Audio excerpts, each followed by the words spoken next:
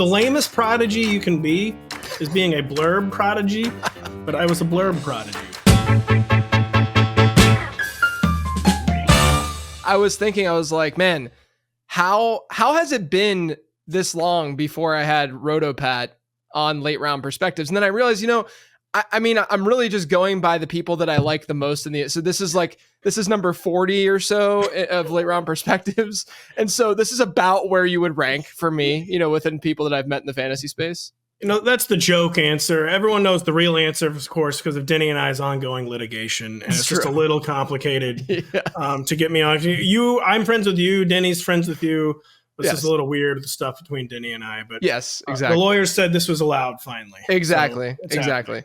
Yeah. You and I mean, look, you and I have hung out a handful of times now. You actually back in, I think we were in Nashville when this happened. We were out at dinner the one night and it was like peak Jeff Fisher gif time, right? Yes. Like I had this, people don't even know about the Fisher gifs, man. Like they don't even know that this was a thing, but back when Jeff Fisher refused to be fired from his job, where he just continuously maintained his gig. And look, I'm talking to somebody who do you still consider yourself like a Rams fan? No, thank God. No, I did not know what like the psychodrama with that would be, if I would still feel some weird attachment, but it was like a divorce where, listen, I want her to be happy, but we're not ever speaking again. Okay. That's very, very fair. Very fair. But back then, so Jeff Fisher, obviously was the Rams head coach, and there was people knew that he was just incredibly mediocre at his job, but he was good enough to maintain his job. But he was also just kind of like an enigma. Like he was just a very interesting person and coach in the way that he kind of Arthur Smith-esque in a way, right? Would that be his comp for you right now? He actually, unlike Arthur Smith, he wanted to be loved. Yeah. But he was just a man out of time. He was like stuck ever so slightly between eras, and he got in at like the tail end of the old school football era where he found some success, of course, making a Super Bowl, but he was not ready for like 21st century passing pyrotechnics. Right. They actually call penalties football. And he just was not ready, especially the penalties for us. Like, they call penalties? Like, this is bad. Exactly. But so back when he was like in the conversation, if you will, I decided that I was going to make Jeff Fisher gifts part of my brand. It was going to be, because there were some random ones out there that I would use pretty frequently. But then what really got this going was they were on Hard Knocks. And I would watch Hard Knocks on my computer so that I could record a random Jeff Fisher interaction. Like one of them, I remember he was wearing glasses, and they were this is just so standard Jeff Fisher. There were glasses that they were like readers that he could pull apart from the middle. So that's right. I remember the GIF. So the bridge of the glass, and then he could just pull them down, and then they'd kind of hang around his neck.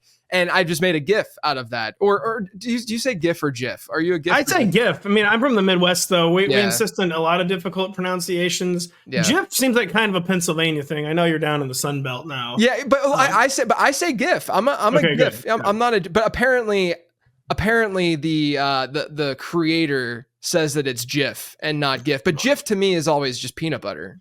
You can't listen. Like eventually, phonetics wins out. It's GIF, man. I'm right? Sorry. Exactly. It's GIF. It's GIF. So I had all these Jeff Fisher GIFs, and you were probably my number one supporter with. I was with the, easily. Yeah, because it was just a constant barrage, and I know that so many people were so sick of them. I eventually had to retire them whenever he lost his job. I made a thread, including like 15 to 20 of them. But you were the only person I think that I shared the library with. We were sitting at dinner, and I busted it out. I was like on Dropbox, all of the gifts. And your reaction. First time I had ever seen a folder on an iPhone. Like, wow, someone actually has a folder. On the phone. I had a folder of Fisher gifts, and I think I had like 80 of them sitting. No, you did, and it was genuinely like amazing. And it's amazing how many of those have kind of like entered like the public domain, so to speak, or the lexicon. Yes. One of my favorites ever was the GIF. It was like an unsteady camera shot of him running out of the tunnel. Yeah, I believe it like the Rose Bowl. It must have been the Super Bowl against the Rams, which was not in the Rose Bowl. But like a pretty young Fisher, like basically like a glamour TV camera shot of Fisher. Yeah. As much as Jeff Fisher can be glamorized, I'll have to show you the one I'm talking about after the show. Yeah. But there's several of them that like have entered and never left. Yes. So you did. People too genuinely. This is not a joke. This is a genuine hashtag. People forget how huge of a part of your early brand this was. It was actually massive. Like it was a huge reason why I was able to sustain success within the space is because of the Fisher gifts. I think my favorite one that I recorded was there was like an interview that he was doing and it was like a very dark background and you could only kind of see it was like a shadowed face of his. And, the camera would slowly zoom on him, and then he blinked once, like during just a very natural human blink. It wasn't like a weird blink. No. And then I sent a tweet out once that said, "Blink once if you want to go 8-8 forever," or something like that. That was one of the most viral tweets that I ended up having. I genuinely remembered that tweet, and I remember the GIF. You wait so long for the blink. I'm like, did the blink get cut out of this one?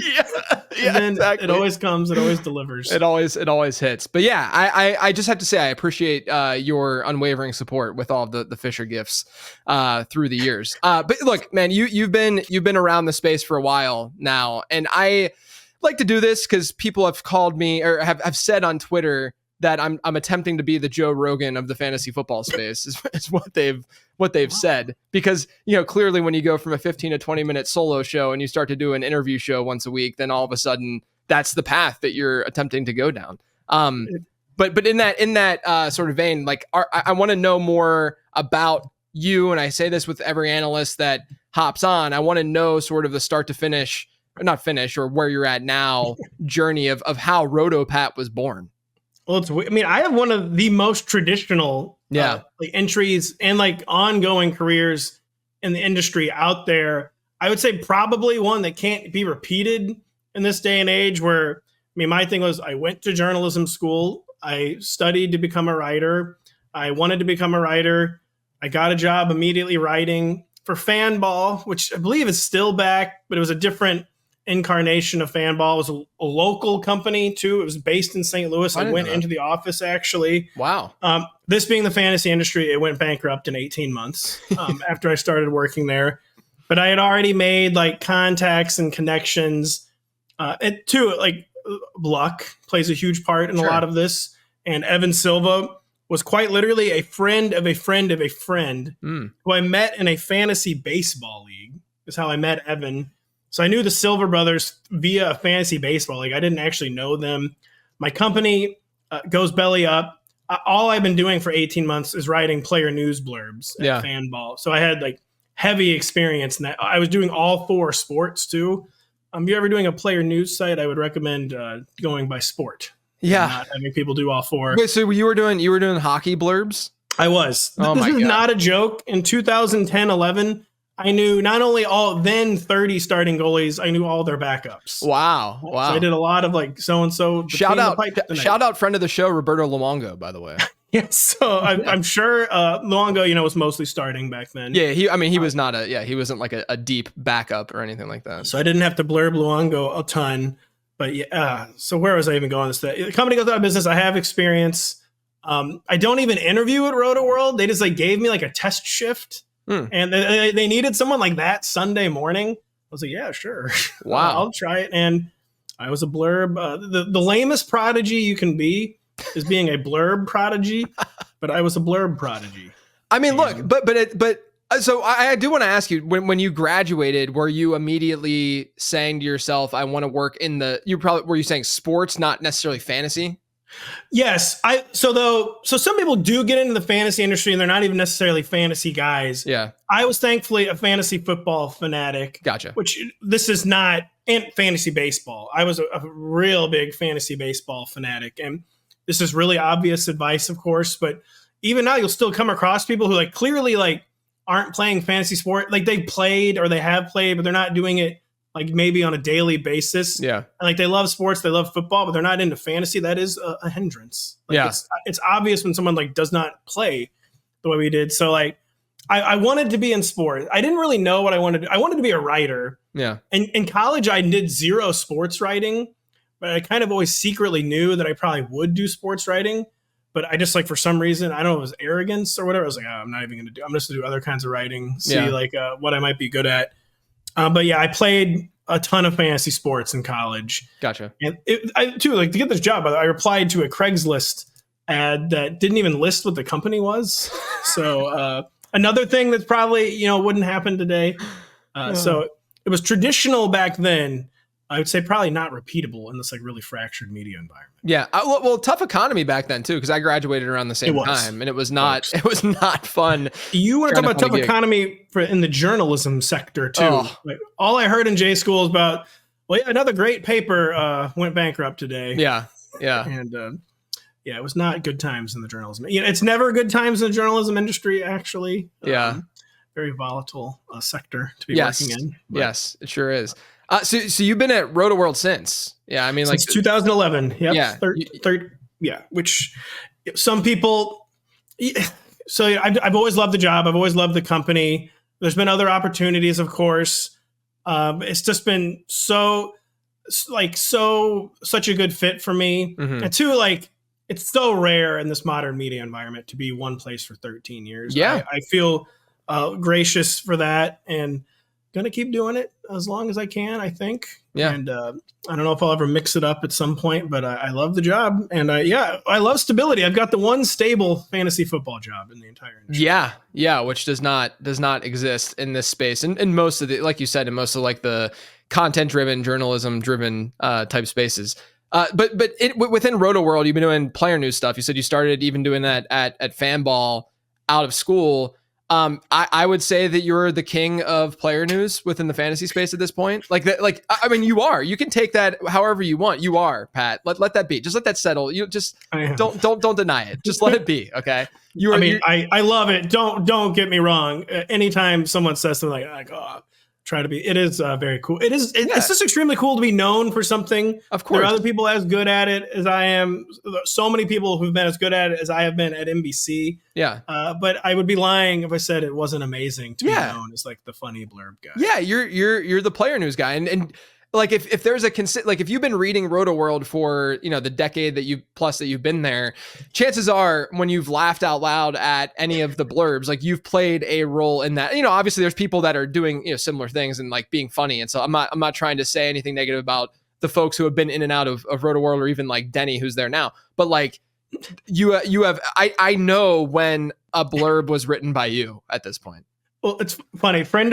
Mutual friend Chris Harris always knows. He'll text me like, "This has to be you," and it's always me. But I will say to the young people, one of the benefits of getting a reputation, especially a good reputation, is that now anytime there's a funny blurb, people do just assume it's me. Yeah, and like a lot of times, no, that was Denny. No, sorry, that was Rivers McCown. Yeah, like that was Kyle. But yeah, getting a reputation and then maintaining a good reputation. So like, don't be getting in online arguments all the time. Yeah. Maybe don't be like leaving jobs in a huff all the time. Yeah.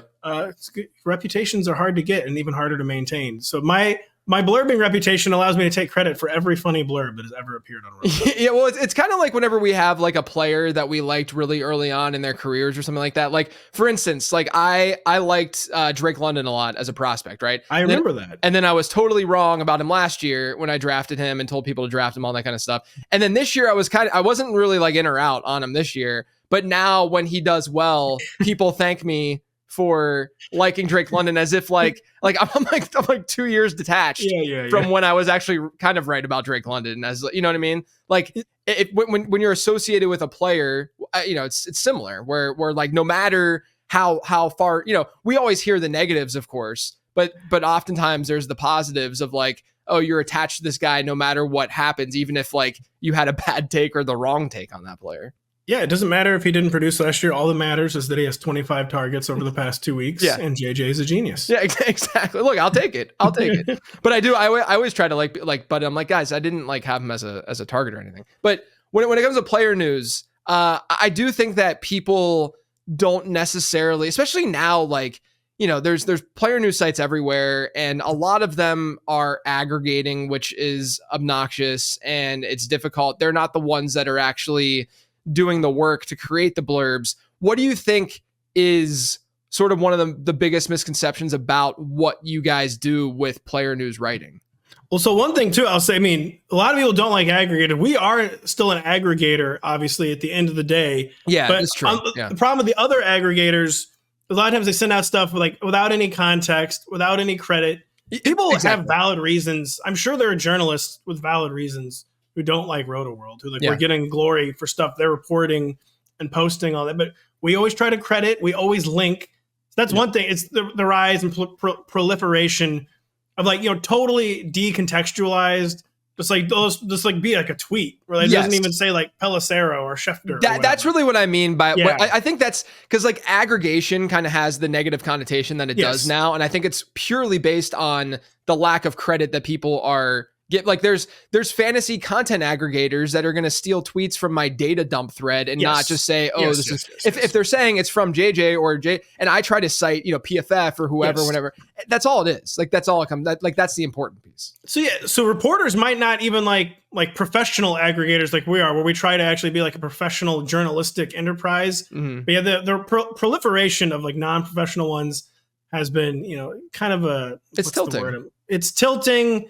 It's like, what's the word? I'm trying to think of something for downtrodden. It's demoralizing. Yeah, demoralizing is a good one. Yeah. But the one thing too, I wish people knew is that it is not us. We are just aggregating. It's not that this is just clickbait. Dude, I didn't report this. Yeah, right. We got to send out what Jeremy Fowler put in his column. Yell at him about clickbait. Yeah. Don't get me wrong. This one was clickbait, but we have to pass it along though. Sure. And that's one thing that people will be mad at us. Dude, we're at the mercy of what these people report. Mm-hmm. We can't not, our whole job is just put this information out there where we can't not put it out. Even if we think it's clickbait, we might say that we think it's clickbait in the blurb, but we still have to get it out into the world. But you're also going out there and reading a ton and having to sift through all of this stuff, which is, I think, again, the difference between sort of the aggregator that we're speaking to, where they're just looking at what Rotoworld says and then,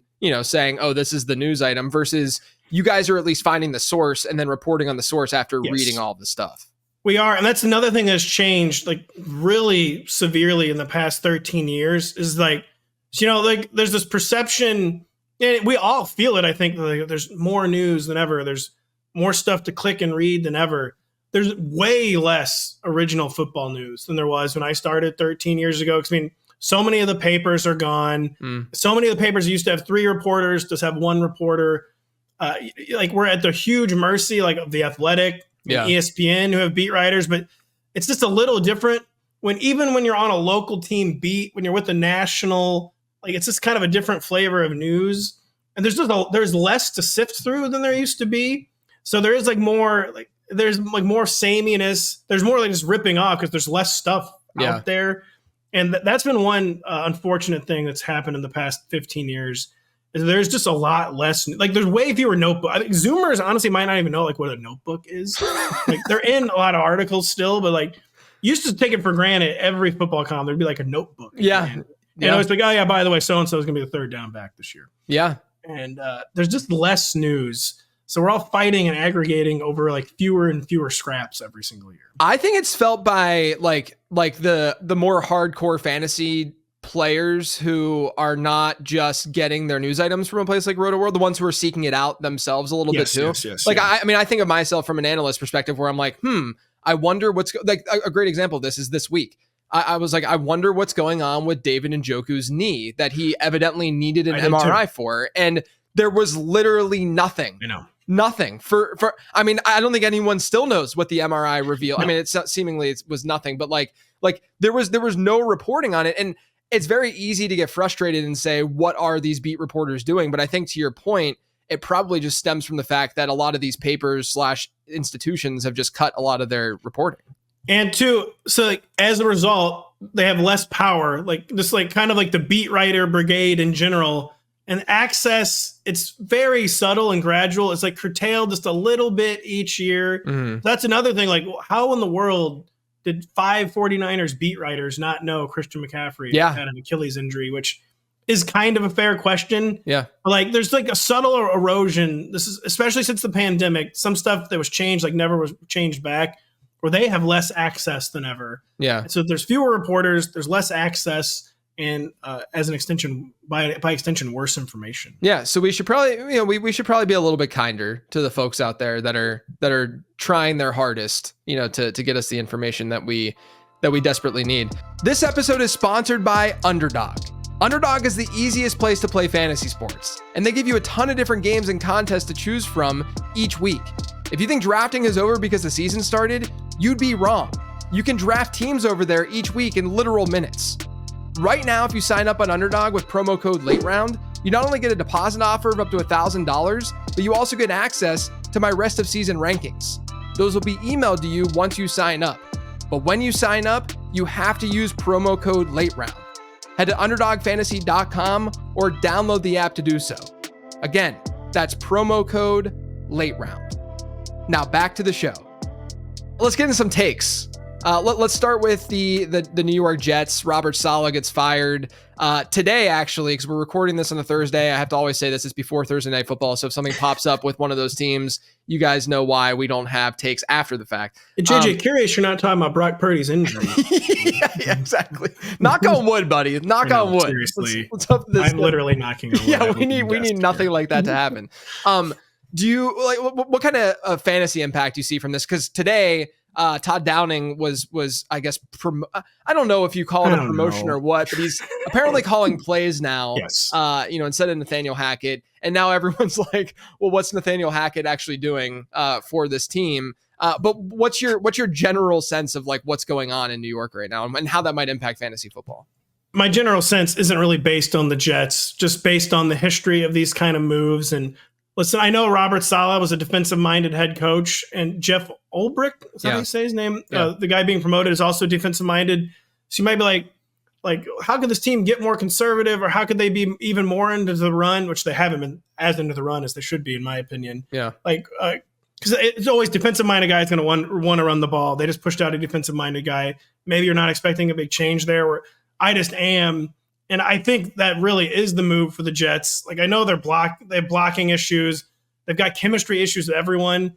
I think we're going to see like maybe an all-time defensive-minded interim head coach like circling the wagons around the run. Yeah. Because how could you not, after watching that game last week, where all those short passes were just an extension of the running game anyway? Right. Like, why not just do the real thing? Like, kind of like simplify, like restart the Jets offense, and maybe then you can like build back up to more. I mean, Aaron Rodgers has relied on balanced offenses for a while too. Yeah. So it's not like this is actually new for him.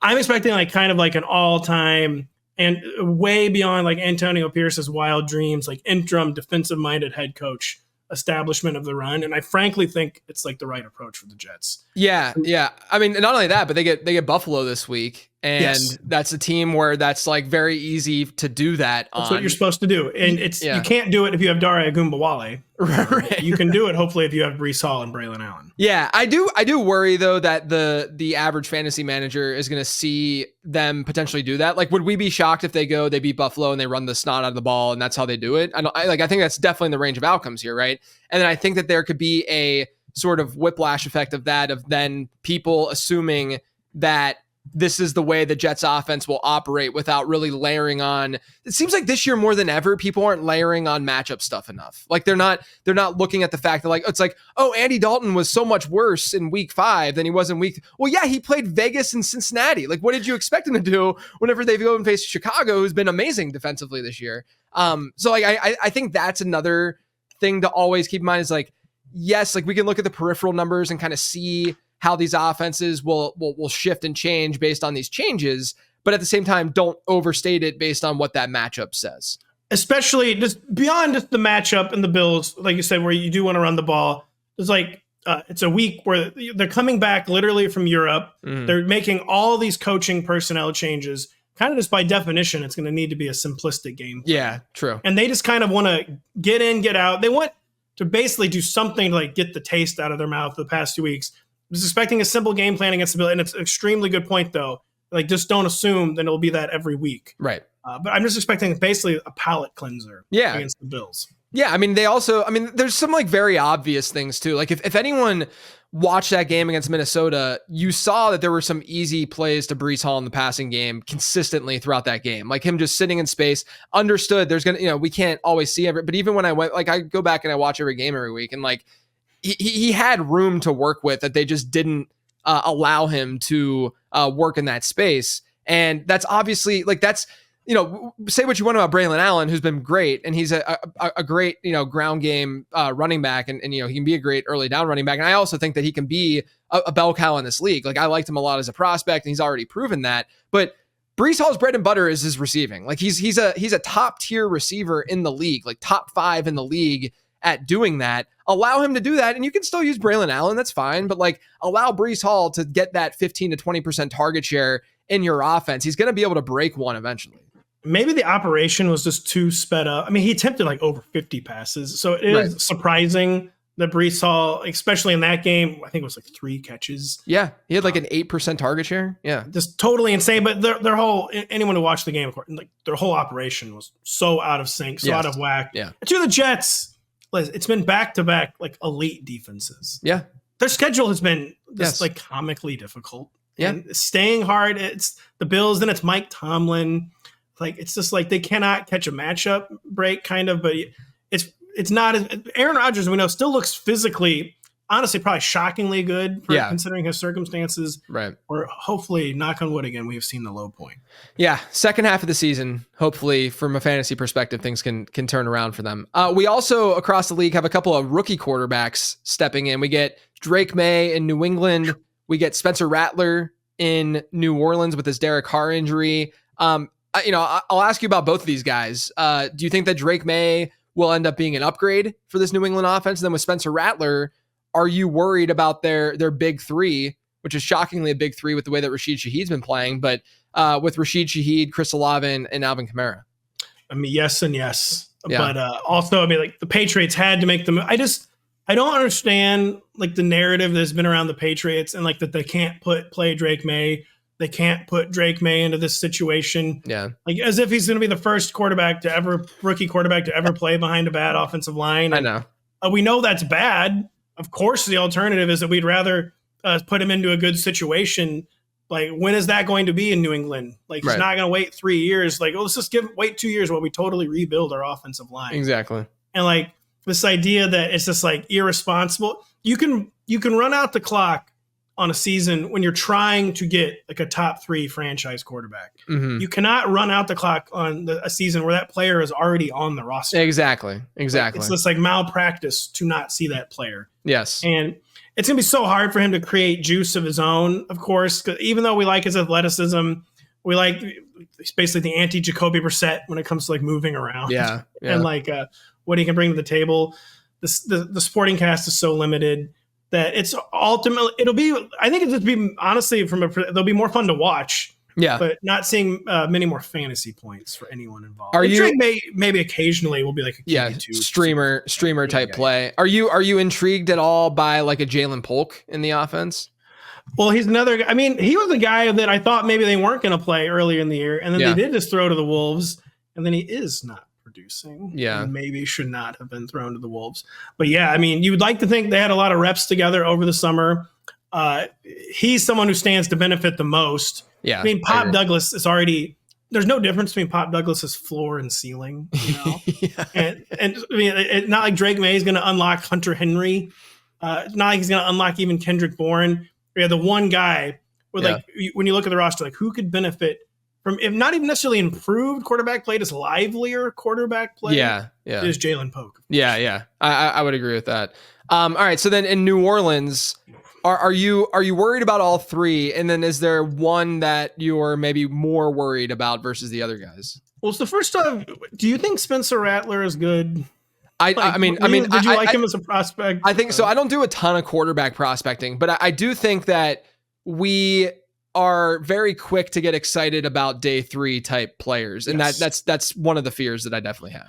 And with prospects, like. I watch a ton of college football, but I just watch it totally as a fan. Right. And when I was watching, Spencer Rattler for like 5 years, never once did I think, oh man, I can't wait till this guy I know that he excited some people in the pre-draft process, excited some people in the preseason. But like, this is another team where you did not need to give them an excuse to like go more conservative. Where they opened up the offense the first 2 weeks, and like at the first sign of adversity, like they closed it back up. Yep. So we know they're not going to do anything cool with the rookie. And like, nothing cool is happening with Spencer Rattler and Rashid Shaheed. Like, is the rookie even going to be allowed to like attempt the kind of passes that Rashid Shaheed like banks on, like makes his fantasy money on? And like Olave, as frustrating as he is, I think it pretty safely banking like 6 to 8 low upside targets where he's going down to like the 2-3 borderline instead of like the 1-2 borderline. But I think he'll still be in lineups. Rashid Shaheed, will Spencer Rattler even be allowed to throw to the guy? Yeah, that's exactly how I see it. I'm more worried about Shaheed. We see at times in the offense they're giving him some like manufactured touches or easier touches, but I mean his ADOT's still really, really high. He's still getting a lot of those down the field looks. I mean, even against against Philly when he had that goose egg, his catchable target rate wasn't very high. And because of the kinds of targets that he's generating in the offense, it's just fortunately he's been converting on a lot of those to start the year. And he's good. I mean, like I think Rashid Shaheed is just I liked him in the pre-draft process this year or in the draft process this year, all of that. So I'm not saying anything negative about him as a player. I think he's actually pretty good. It's just really scary when you have that kind of wide out where, it's not like a possession guy. And not only that, there's been a lot of, I mean, I'm sure that you guys have seen this, going through all of the news items and stuff, but it seems like Spencer Rattler is like a big Chris Olave fan. Like him and Olave have been like talking up each other. There might be a little shower narrative going on there. Well, too, and backup quarterbacks tend to do one truism I've always found of backup quarterback play, like kind of best illustrated by Gardner Minshew and Michael Pittman last year. The backup quarterback comes in and asks one question, like, who's the best player here? Yeah. Like they raise their hand, like, all right, I'm throwing you the ball 40 times. Yeah, right. Because it is a pretty good plan if you're the backup quarterback. And Rashid Shaheed, it's a skill to do what he does, of course. Yeah, like the downfield, like we tend to like in fantasy view like downfield guys as they're just volatile. Yeah, like no, it is volatile, but it's not a volatile skill. It's like a huge skill to like get wide open on the field and then score 55-yard touchdowns. But Derek Carr, even though he's not very good at it, loves to do those kind of passes. Yes, and Spencer Rattler will not be allowed to do that. I don't. Yeah, I hope that they. I mean, look, the other problem too is that like. Weeks 1 and 2, the Saints were using so much motion, and where did it go? Why they got behind one time and they just never did it again? I know, like that's also part of the thing that's really been frustrating with that Saints offense. But yeah, I generally agree that I'm much more worried about Shaheed than I'm going to be about Chris Olave. Let's talk about the Jacksonville backfield. Because this is a big story, I think, this week with the way that Tank Bigsby played this past week. He right now is first in the NFL in yards per carry over expected. Yes. Like he's doing very well on the ground, but obviously there's room for improvement as a receiver. He has 1 target the entire season. There's a lot of talk about him supplanting Travis Etienne. Do you see that being in his range of outcomes right now? I mean, I do, and I understand people not wanting to just overreact to it happening one game finally, because he hadn't out-carried him all season. He had tied Travis Etienne in carries once heading into week 5. He had not out-carried him.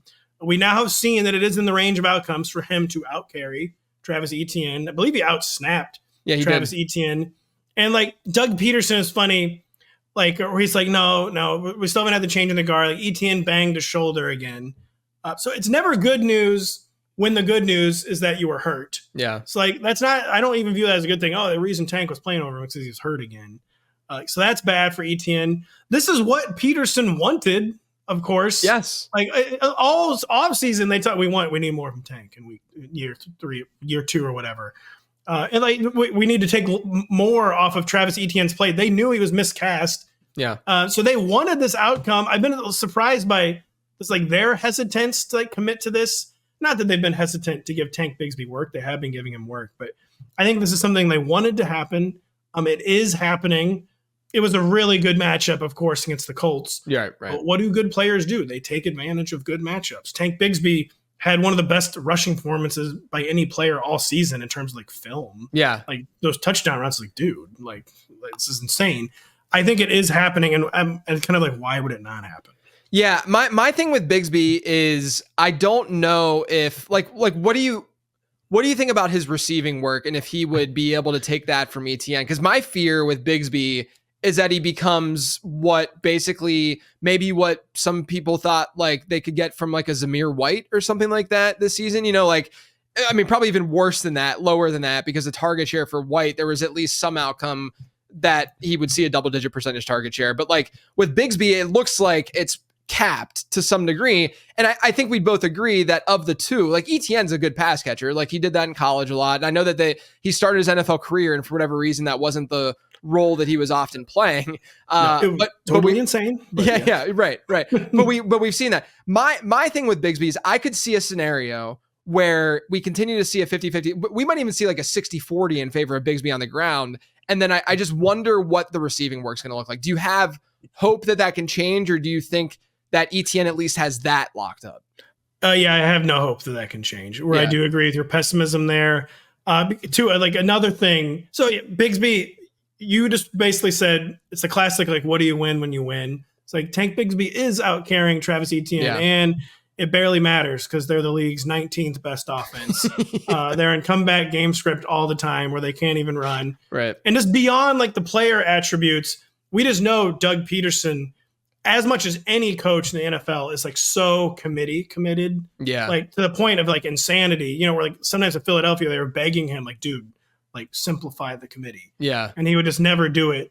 And like, he's been just so uncomfortable not having the committee the past few years with Travis Etienne, where he's been dying for this. And I think this is his ideal backfield. Yeah. And that is the problem. I think Tank Bigsby, if I had to guess today, will outcarry Travis Etienne rest of the season. Yeah. But Travis I don't see any threat to Travis in the receiving game. Yeah, I do wonder too. I mean, do you think that there's a non-zero chance that they deal ETN?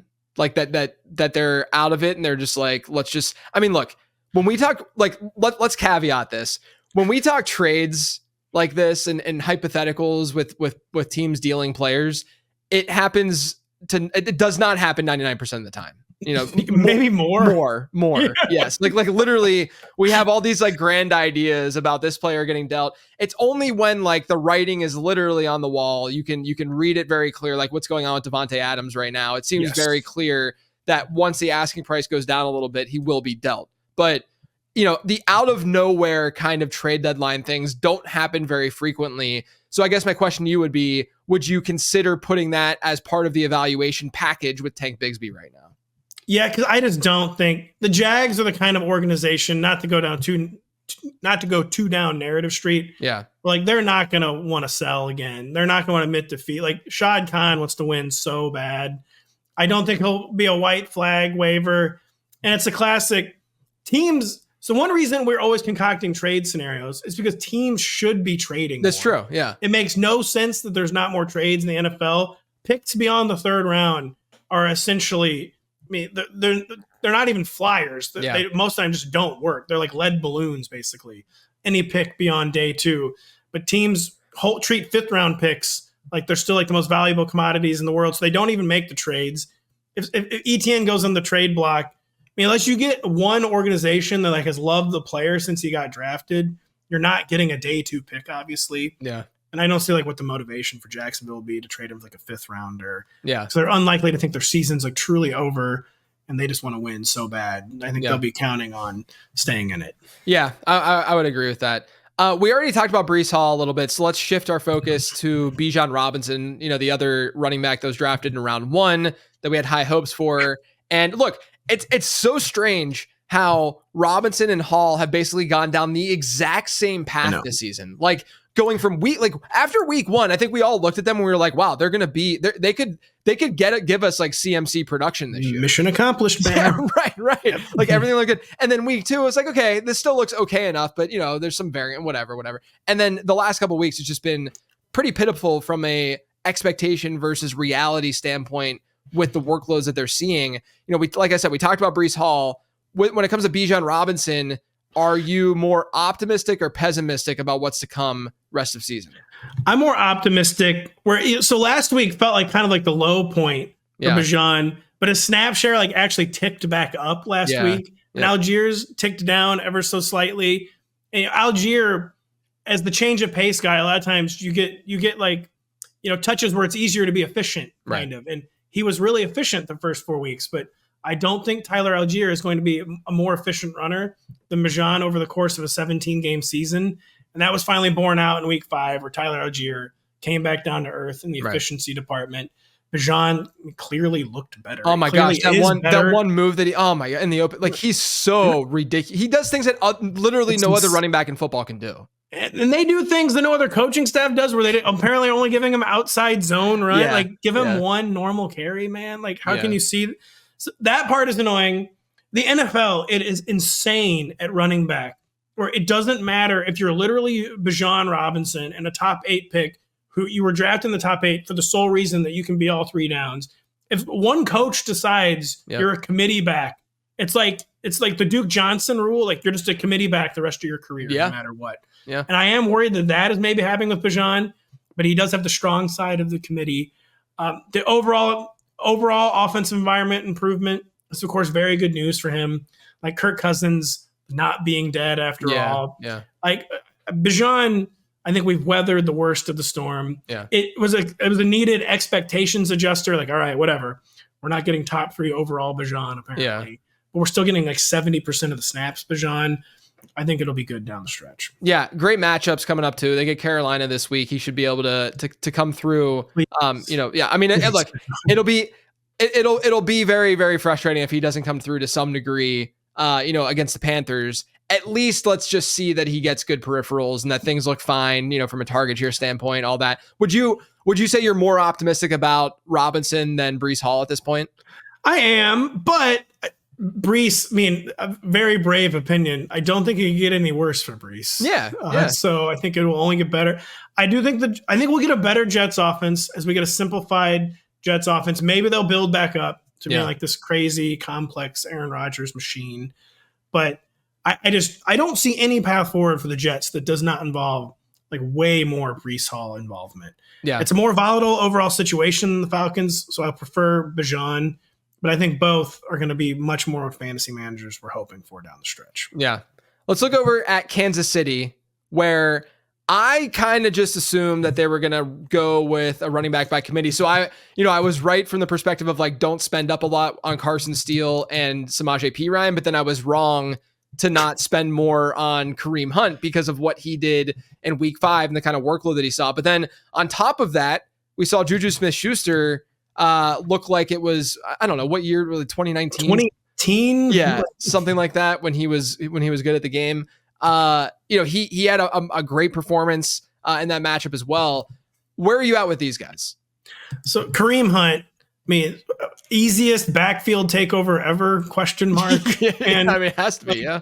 Kareem Hunt, best Chiefs running back since Kareem Hunt, question mark.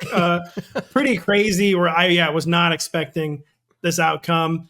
It still only was 63% of the snaps last week. Which is not low. But it's not like he's up in like 80, right, like suffocating all competition, like closed book on the committee. Another guy who's old now, what he was known for his final few years in Cleveland was like lots of nicks and bruises, being hurt a lot, a lot of just wearing down. So I wouldn't be shocked if this is the high point for Kareem Hunt, but also he's way better than Carson Steele. He is. And he's probably way better than CEH, and he's just in a way better situation. And I think it's crazy. He could be one of the waiver wire ads. Again, this is not a brave opinion. Yeah. But there's reasons to think it won't continue, but there are plenty of reasons to think that it will continue. And I fall more on the it will continue end of the spectrum. Yeah, it's crazy because everything that we study points to him not being this, right? Where it's on the tail end of his career. He's already, it's not like he was like good last year, or it's not like we're talking like one of the most efficient running backs in the league that's then stepping in after being, after teams not wanting him, right? And him doing what he did. I think that this is sort of like the human element to fantasy football and to football that is just difficult to really measure, where, we're looking at trends and we're looking at history to say this is what should happen based on what we've seen historically, right? But we also always need to have an open mind that some players can be in better shape or be motivated differently or any of that. And there's just a wide range of outcomes as a result, right? And I think with Kareem Hunt right now, we're seeing a player who has been openly talking about the motivation aspect of things. And look, this is like the least analytical take of all time. I understand that. And people are listening to this and being like, why is JJ talking about this right now? Of all people. Yeah, right. Of all people, when he has a Zap model and stuff. But yeah, I mean, like, I think that we have to recognize, like, we're all human. We all have like good or bad days, whether it's like a mental thing for your job or like an exercise thing, whatever. I always use like running as the example. Like if you go out for a run, you're not the same runner every single time you go do that, right? And sometimes you're just in better shape. And I understand this is his job. I get all of that. But at the same time, there is that extra piece and that extra factor to any human, right? And I this is sort of like a coping, it sounds like a coping thing, right? Because I wasn't high enough on Kareem Hunt. Like I've taken that L. I'm yeah, exactly. I'm done with that. I've taken that L. But yeah, I mean, I think the one thing that might get in his way would be CEH. Not that I think that he's better, but from the standpoint of like just the annoyance digging into the workload more than we would want. You know what I mean? But he also, it seemed like he's done this on, I think it was 45% of the snaps 2 weeks ago and then 63. Yeah. If he's getting like all the important snaps, which why would he not? Right. Like they're not going to trust the fullback with the more important snaps. Yeah. They're not going to trust some IGP Ryan who they just got right before the season. Who has not looked good at all. No, he looks done. Yeah. They're not going to trust CEH who has just failed every test, unfortunately. Right. So like, even if the snaps hover in like the 50 to 60% range, right, he's going to get all the ones that matter.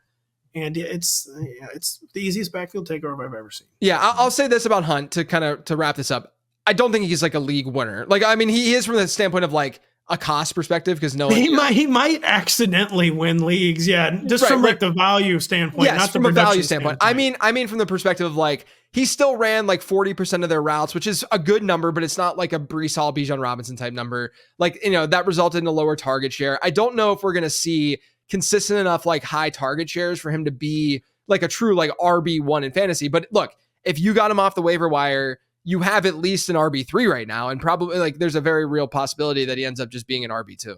More than CH, I'm just worried about, again, you're worried someone might get hurt. I'm worried about the nicks and bruises with Kareem Hunt, who had a really hard time kind of staying 100% healthy with the Browns. Yeah. Are you feeling similar about Juju? To me, I feel better about Kareem Hunt than Juju Smith-Schuster. Juju Smith-Schuster be extremely high odds. That's his most productive game of the season. Right. But with the caveat, this is the difference. Even when it's a veteran who's lost like a step or 5, like this is the difference between plugging in like an experienced, like actually in the past productive NFL player into a Patrick Mahomes system versus Justin Watson, Sky Moore, Mecole Hardman, Kadarius Toney.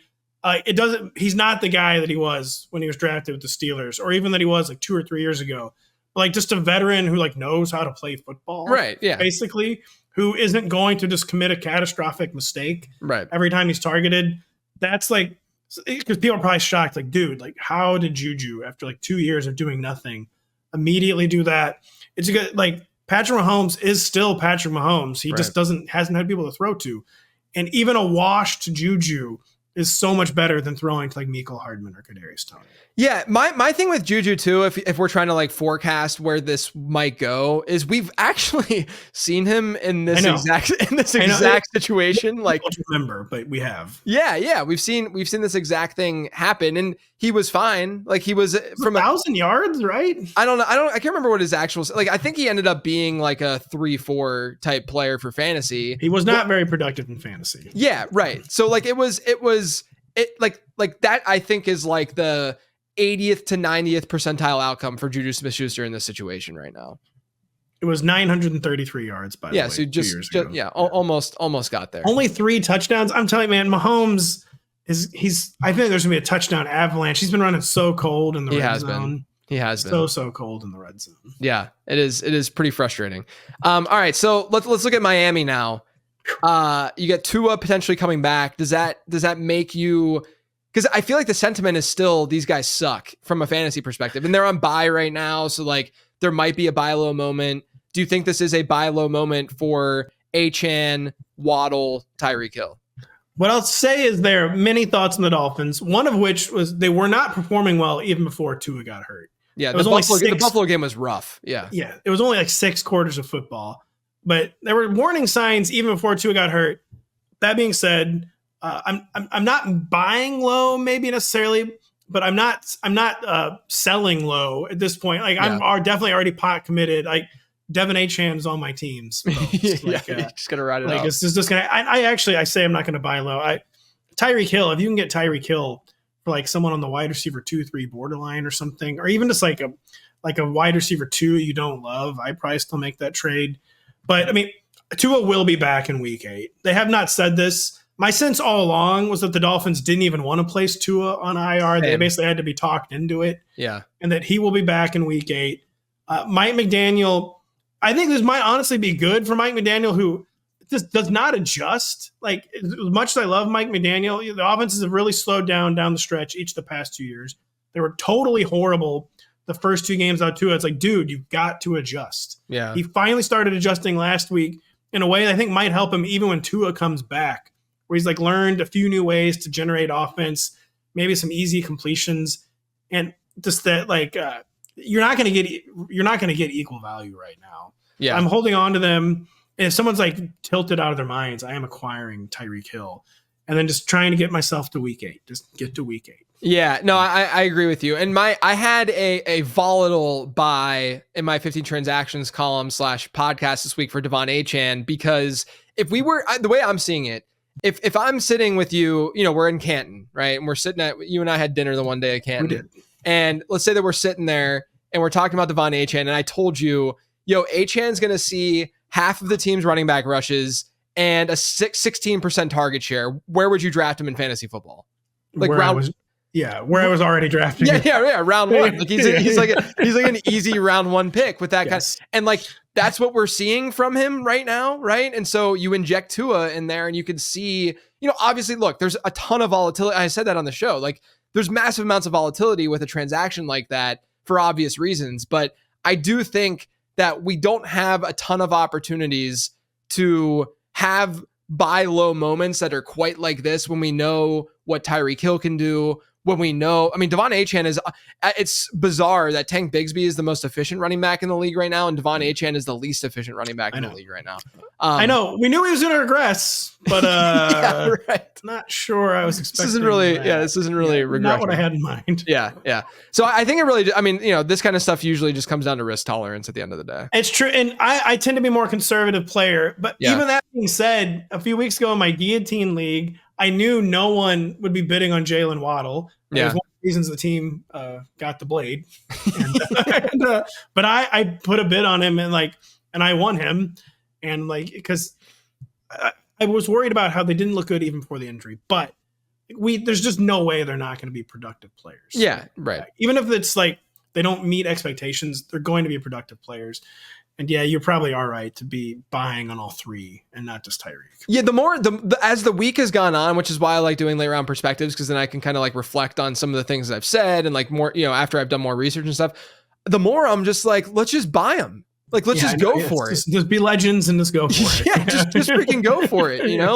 Like even Waddle. Like I think people are really, really low on Waddle, because we know what Tyreek has done. And there were already some question marks that people had about Waddle. I was really high on Waddle entering the year. And we saw, like, despite the performance of the offense, Waddle had an okay start to before Tua went down. Like it wasn't like a horrific, he's not being used at all kind of situation. So like, I mean, if you can throw like bench players at Jalen Waddle right now, I would do that all day long. I would too. He might coming in the year is like, man, Jalen Waddle ran so cold on touchdowns last year. Yeah. I'm looking at, even amidst the apocalypse, he's catching 4 passes every game. Yeah. His yards per route run last year was better than the year before that. Like he's an extremely good player.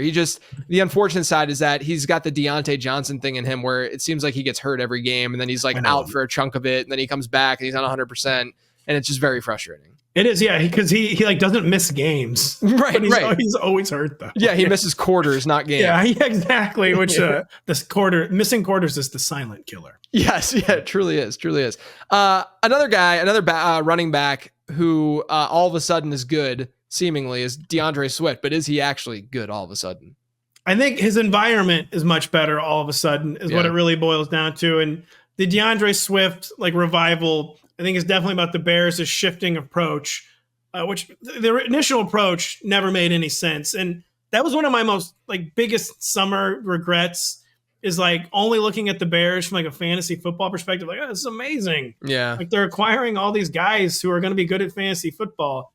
And we've never seen anyone do this with a rookie quarterback. I don't know why more teams don't. And that's why they don't do it, because they have to be protected before they can do anything cool. Yeah. and Caleb Williams was not protected and was not doing anything cool. Part of it, of course, was his own struggles, and he has settled in. Yeah. We've seen the Bears go just way run heavier the past 2 weeks. I feel like take a much more sensible rookie quarterback approach. And thankfully, just kind of the calming down of the entire offense has been good for DeAndre Swift. And he's being used in RB1. He's getting almost 60% of the rushing attempts, I think. He's of course getting looks in the passing game. The touchdown chances are now materializing now that it's not a bottom 5 offense. Yeah. And I've always wondered if DeAndre Swift is actually good, but I at least think his situation at least looks like it's going to be good now. Yeah. And shocker, he's been more productive with the situation improving. Yeah, he's one of those players that when he retires, we're going to be I don't know if he was I don't know if he was good or bad. He was ever good. Yeah, I have no idea. I have no idea. But he obviously Roshan Johnson's getting some goal line work. That's a little bit of a buzzkill. But it's just so interesting how the narrative shifts when DeAndre Swift's peripherals have been nearly identical throughout the entire season, all year long. And then they get, a little bit better matchups and the offense starts playing a little bit better. And then all of a sudden people are like, yeah, DeAndre Swift is great. When literally 2 weeks ago, people were ready to just throw him on the waiver wire. Which, I was not immune to that, but it was so much about having a rookie play hero ball with they were doing with Caleb Williams was one of the most catastrophically stupid approaches I've ever seen. To football. Yeah, agreed. Yeah. And I was immediately how did I buy into this? This was so stupid. I like Caleb Williams too, but it doesn't matter who you are. You cannot be having a rookie playing hero ball in his first 2 or 3 career starts. Yeah. But they seem to have somehow weathered that storm though. Yeah. Are there any offenses, we're talking about the Bears right now. Are there any offenses that have started maybe even worse than Chicago that you think could turn it around during the second half of the season? I think the most obvious turnaround candidate, and it's not like they've been bad, the Texans, man, get out of your own way. Open up the offense a little bit. Let CJ, every time, it's CJ Stroud has to remind Bobby Slowick, dude, I'm CJ Stroud. Seriously, look what I can do. And he did that last week with the touchdown to Nico Collins where he then got hurt and went on injured reserve, undermining my improvement argument. But so again, not that the Texans really need to improve. I think we're going to see a more explosive, more prolific Texans offense. I mean, there's a lot of obvious ones, the Bills can't be worse. I feel like the Chargers, even, to be honest, they're not going to become a fantasy juggernaut. I don't think it's been a comically bad Jim Harbaugh outcome so far. Yeah. I think a lot of it, Justin Herbert has not been healthy since early in the summer. Probably a really well-timed bye for Justin Herbert. Lad McConkey was kind of percolating before the bye. Quentin Johnston looks like he'd be a fine role player. I think maybe the Chargers won't be so comically Harbaugh-ized. The Packers are another one, kind of as he gets healthier, as they get more reps. These are still really young receivers. Right. I feel like they'll be better, but I don't know. The Jets, just accept who they are. Maybe dude, Brees Hall, Garrett Wilson, this has to be the focus. We'll all get better when we focus on that. I don't know. I didn't have any ones I felt super strongly about, though. Do you? What do you feel about this take? You ready? The Tennessee Titans. I mean, it makes sense because if you're going to place a bet, why not bet on talent? And they've got 2 really good running backs, a very good receiver core, the kind of receiver core where even the number 4 in theory is at least intriguing, and Traylon Burks will probably get cut. But and Tyler Boyd is still a fine number 3. The Titans improvement though might come when Mason Rudolph is under center, JJ. Yeah, I mean, look, maybe that's the case. My thing with Tennessee is their schedule's been brutal, man. I mean, they face unbelievably brutal. Yeah, Chicago, the Jets, the Packers, and the Dolphins. I mean, that's a a brutal run in terms of secondaries and in terms of pass defense that they're going to face. And look, at the end, like to me, at the end of the day, like defenses are going to be driven by how well they stop the pass. We know that passing efficiency is what matters most. And so if they're consistently playing teams that can do that, then naturally, they're going to have a tougher time coming out of the bye. I don't know if, I don't think we know if Will Levis is going to play this week or not yet, but like, I think he is going to play. Yeah. And this is going to be, we're going to get our answer this week, JJ. I think so too. I think so too. I really think so. And I'm streaming him in a league this week. That's how rough I got it in a single quarterback league. I'm streaming. Wow, in a single. I thought you were saying the Superflex. I'm streaming Will Levis. Wow. I don't know, man. I was bullish on them as like a high variance kind of pick this year, as like really outperform expectation. And then, I bring this up all the time, but I did my like early season schedule analysis episode in late July, and they were a team that had a bad early season schedule. And then I'm like, this is why I do that show at the end of the day, because like even if we can speak away the reason as to why maybe this has gone on with the Titans offense and say schedule related, right? We still in the back of our heads are like, yeah, but they've been like, Will Levis has been horrible, but like the things that Will Levis has done, like, the week 1 when he made that ridiculously stupid play against Chicago, right? Some are saying indelibly stupid. Yes. Those things though matter a lot less if they were in an easier matchup where he was performing otherwise, right? Like where he wasn't stuck in these spots where, a lot of his passes, a lot of his dropbacks were a little bit disastrous because of the matchup. And you have to wonder, like, if that happens against Jacksonville, are we feeling the same way? I don't know, because he's probably playing a little bit better against Jacksonville, And it's just a really, really, everything about this week 6 against the Colts is well-timed, because a young quarterback who had been struggling, a really well-timed bye in week 5. And then just the best possible matchup you could ever want coming out of your bye. And Colts defense is like barely taking the field. Yeah. But if he struggles this week, it's over. Yeah. I would largely agree. But I also think like right now it could be a time where you're throwing that dart at DeAndre Hopkins or Calvin Ridley, and like again, it's all about cost to acquire. I'm not giving up anything significant to get these guys. There's no chance, right? It's just, you're right. We loved, Denny and I talked about, we liked the setup coming this season. We get like a modern NFL play card, one who says he's going to pass on first down. Right. A team that like aggressively signaled they want to score more points with the way they pursued offensive talent.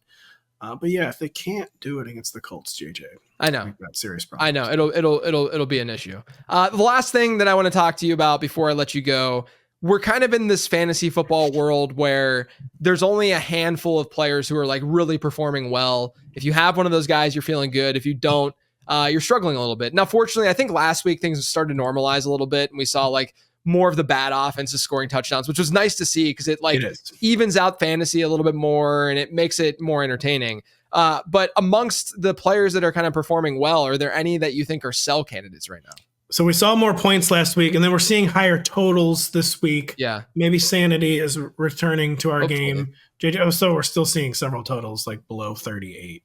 Yeah, I mean some of the team totals this year, it's like Iowa football. It is genuinely astounding. I mean, like, Chargers are essentially becoming the Iowa of the NFL, which again, I love to say the Chargers might play better offense in the second half of the season. But I mean, not trying to be trollish, but like Saquon Barkley was the first guy who came to mind for me. Like he's still like barely involved in the passing game. Like a lot, his huge explosion performances came like when AJ Brown was injured. He had an explosion performance in week 1, but like they've been so banged up at receiver that they had to put maybe more on his plate. Like Jalen Hurts doesn't look as explosive, but it's still Jalen Hurts competing for those touchdowns. And Saquon's been running really pure on touchdowns, hasn't been catching passes, has the injury history, of course. Yeah. Where it's not like you got to get Saquon Barkley off your team. Sure. But I don't think Saquon's going to finish as the RB1 overall. I don't know who's going to overtake him, but I just don't love Saquon as the RB1 overall bet. He's never going to be more valuable. Like, say if you have Saquon on like a 2 and 3 team, maybe try to trade Saquon for like 3 usable pieces. Do the rare deal where you trade the best player. Yeah. Like get depth or whatever. Saquon was someone, I feel like I'm being a troll though. No. When I say Saquon, but I wish he was catching more passes, man. I agree. From a peripheral standpoint, like Saquon is playing over his head for sure. Like when you just compare production versus, the kind of just general usage that he's seen. I'm pretty sure my numbers have them with a pretty good rest of season schedule for him, which is one of the things that I would be a little bit hesitant with. But like to your point, like I don't think he's far and away the best player in fantasy football, which I think there are people out there who probably think he's far and away the best player in fantasy. He's just totally defaulted into RB1. It's basically because everything around. I mean, he's played well, but no one else is playing well, and he's kind of just defaulting into RB1 overall status. Right now. No, I like that call. Kareem Hunt will, of course, never be more valuable. Our guy Kareem. Yeah, I was going to say maybe Kareem Hunt for Saquon. No, I'm just kidding. Yeah, sell high on Kyle Pitts, by the way. yeah. There you go. There you go. I don't know. I was hard to come up with in a year where like everyone's struggling. That's what I'm saying. It's hard to be like, this is sell high.